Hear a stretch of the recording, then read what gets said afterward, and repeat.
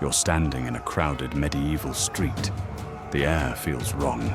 Not just smoke from fires, but something heavier, something invisible. Bells are ringing, constantly. Carts roll past you, stacked with bodies. Doors are marked. People avoid each other. No one understands what's happening. Some whisper it's God's punishment. Others blame poisoned air. Now imagine this isn't just one city. It's happening everywhere. Entire regions, entire countries. In just a few years, millions are gone. This is Europe between 1347 and 1351. During the Black Death, the deadliest pandemic in recorded history. A disease arrives without warning. The story doesn't begin in Europe. It begins thousands of kilometers away, along ancient trade routes stretching across Asia. The killer? A bacterium called Yersinia pestis. It lived inside fleas. Those fleas lived on rats. And those rats, they traveled everywhere humans did. By the 14th century, trade networks connected continents, and disease traveled with them.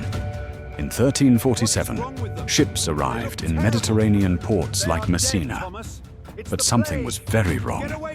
Many sailors were already dead. Others were dying. Within days, the city was infected. No one understood bacteria. No one understood transmission. To them, it felt sudden, invisible, unstoppable. What the disease actually did, or the most common form, was bubonic plague. It didn't kill instantly, but it moved fast. It started with fever, chills, weakness.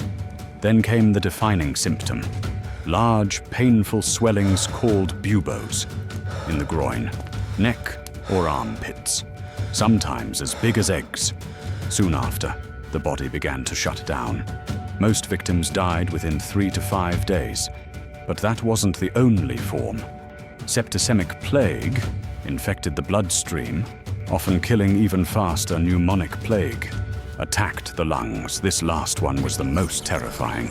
It didn't need rats or fleas. It spread through the air, from person to person. The speed was unprecedented. From port cities it moved inland, along roads, rivers and trade routes. Markets, churches, homes, all became transmission points.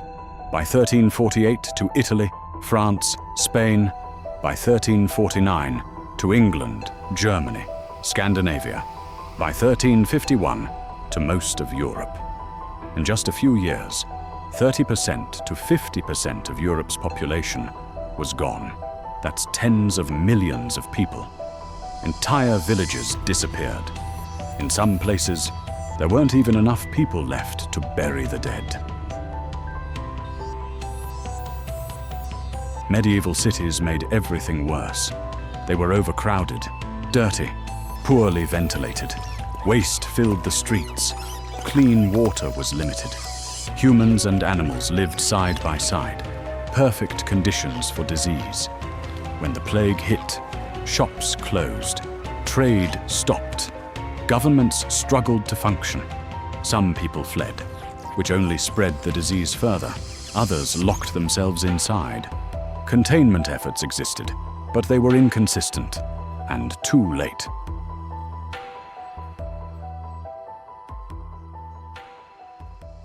Without science, people searched for meaning. Many believed it was divine punishment. Religious groups known as flagellants marched through towns, whipping themselves in public acts of repentance. At the same time, fear turned into violence. Jewish communities were falsely accused of poisoning wells. This led to persecution, expulsions, and massacres. None of it stopped the disease, but it reshaped society in lasting ways. The collapse of everyday life, the most shocking part. How fast normal life broke down. Farms were abandoned. Harvests failed. In cities, skilled workers vanished. Builders, merchants, blacksmiths. Basic services collapsed. Some priests refused last rites. Doctors had no answers. and often fled. Death became normal, and that changed how people saw life itself. The devastation wasn't caused by just one factor. It was a perfect storm. No immunity, no understanding of germs, crowded cities, massive trade networks, multiple ways to spread everything worked together, and the result was catastrophic.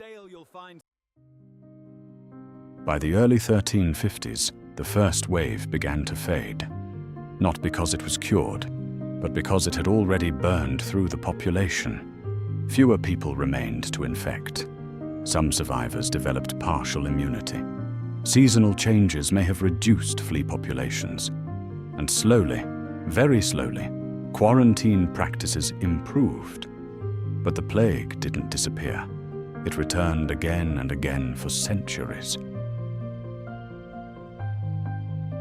The Black Death didn't just kill millions, it reshaped Europe. With fewer workers, labor became valuable. Peasants demanded better wages, better conditions. This began weakening the feudal system. Landowners were forced to adapt. Cities rebuilt, but differently. And over time, early public health systems began to emerge. Quarantine, isolation, disease control, the foundations of modern public health. The impact wasn't just physical, it was mental. People were forced to confront death on a massive scale. Art and literature changed. Themes of mortality, judgment, and the fragility of life became central. Even centuries later, the memory of the plague remained.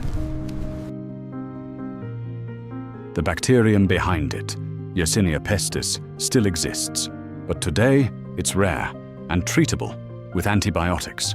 Modern sanitation, medicine, and public health systems make a disaster on this scale extremely unlikely. But the lesson remains.